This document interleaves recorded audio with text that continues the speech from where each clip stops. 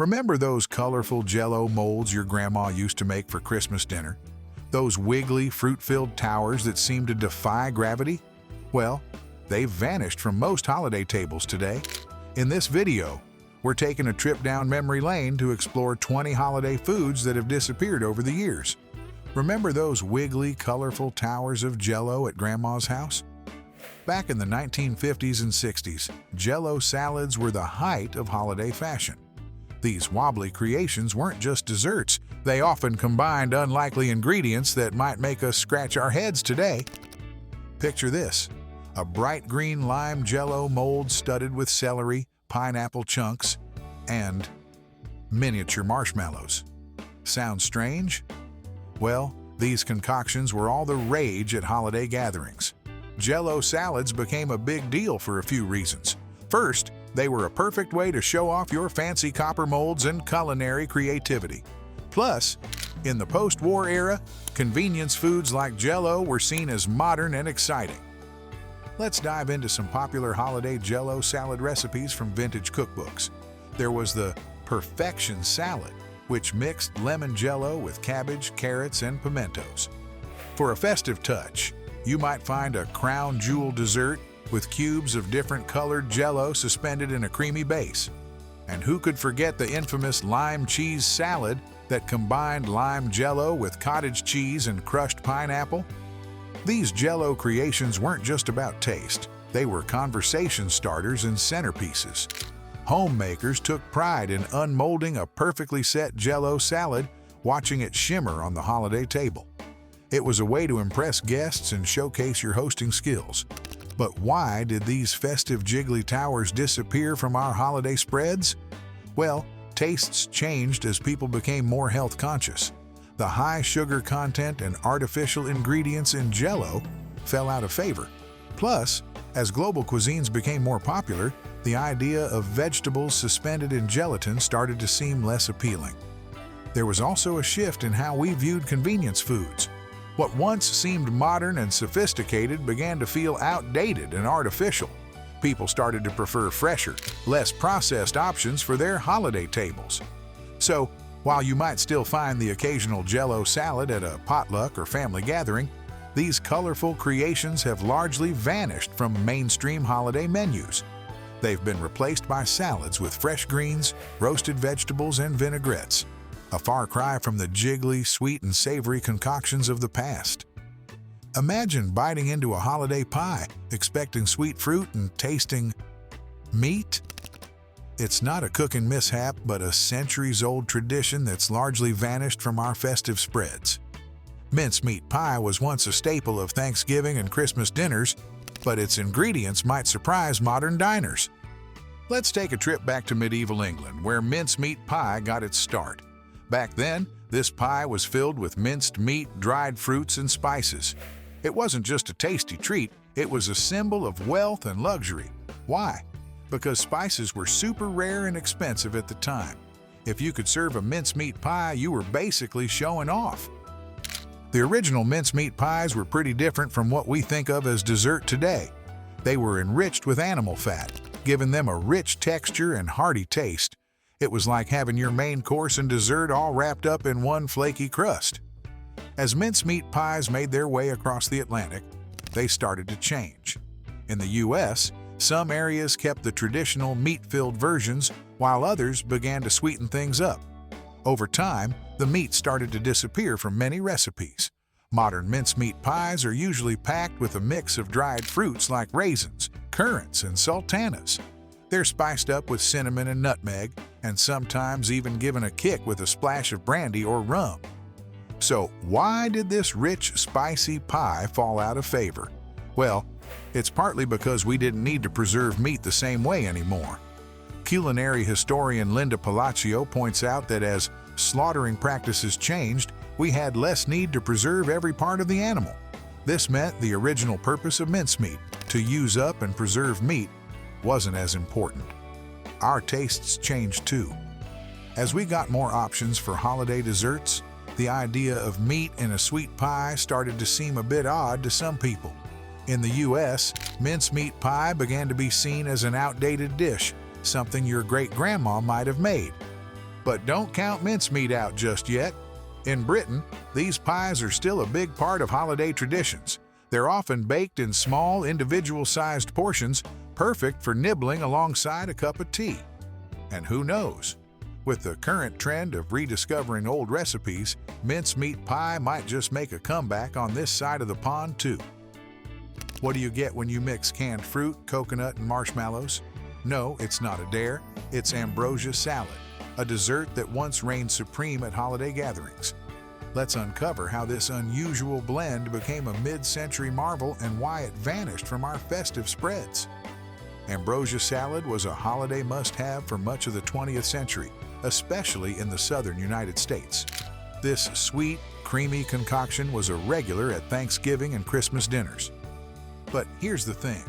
The ingredients in ambrosia salad might seem like an unlikely combination to us today.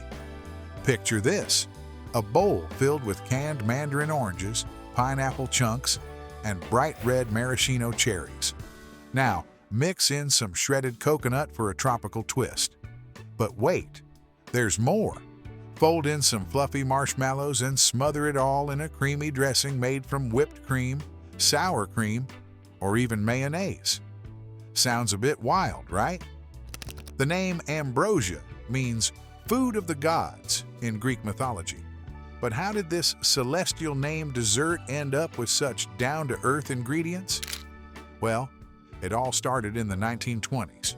A Philadelphia confectionery company, Stephen F. Whitman and Son, had just invented marshmallow whip. To promote their new product, they paid food columnists to come up with creative recipes. And boy, did they get creative. Ambrosia salad quickly caught on, becoming a symbol of indulgence and luxury in the mid-20th century.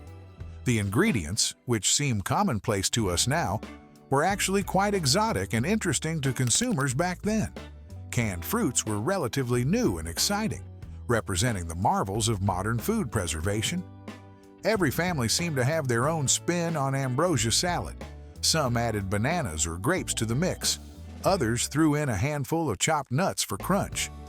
The beauty of ambrosia was its simplicity and versatility. It required little preparation and could be made in advance, perfect for busy holiday hosts. Kids especially loved ambrosia salad. Its vivid colors and sweet, creamy taste made it a centerpiece of many dessert tables. Plus, what child could resist a dessert with marshmallows? But why did this sweet treat lose its place at the table? Well, as with many foods from this era, changing attitudes towards processed foods and sugar led to its decline. Health-conscious consumers started to shy away from dishes heavy in canned fruits and marshmallows. The very convenience foods that made ambrosia popular began to fall out of favor as people sought fresher, less processed options. Despite its fall from grace, ambrosia salad still holds a special place in many people's hearts. It's a nostalgic dish, evoking memories of family celebrations and simpler times. You might not see it at every holiday gathering anymore, but don't be surprised if you spot this fruity, fluffy creation at a potluck or family reunion. You might think turkey has always reigned supreme on Thanksgiving, but our holiday tables weren't always so predictable. In fact, the main dish at early American feasts would make most modern diners do a double take. Ready to discover the surprising array of meats that once graced our ancestors' holiday spreads? Back in the early days of Thanksgiving, turkey wasn't the star of the show. Instead, duck and goose were more likely to take center stage. These birds were simply more common and easier to find. Imagine sitting down to a holiday feast and being served a platter of roasted duck or goose sausages. Sounds pretty fancy, right? But wait, there's more. Our ancestors didn't stop at duck and goose. They also enjoyed passenger pigeons at their holiday meals. These birds were so plentiful back then that they darkened the skies when they flew in flocks. Sadly, we can't try this holiday treat today. Passenger pigeons were hunted to extinction over a century ago. Now, let's talk about oysters. Yes, you read that right. Oysters. In the 19th century, these little sea treasures were a big hit at Thanksgiving dinners. Oyster soup and oyster patties were common dishes. Can you picture slurping down some oyster soup before digging into your pumpkin pie? So, why did people eat such a variety of meats? Well, it all comes down to what was available. In those days, families often raised their own poultry or got it from nearby farms. This meant the holiday table reflected what was locally abundant. If you lived near the coast, you might have seafood. If you were inland, maybe you'd have some wild game. But here's the million-dollar question. Why did turkey take over?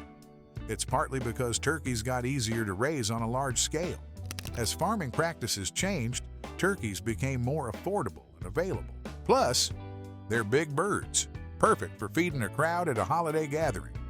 There's also something to be said for tradition. As Thanksgiving became more standardized as a national holiday, so did the menu. Turkey became the symbol of the perfect Thanksgiving meal, pushed by cookbooks, magazines, and later TV shows. But don't think these old traditions are completely gone. In some parts of the country, you can still find families serving up unique holiday meats.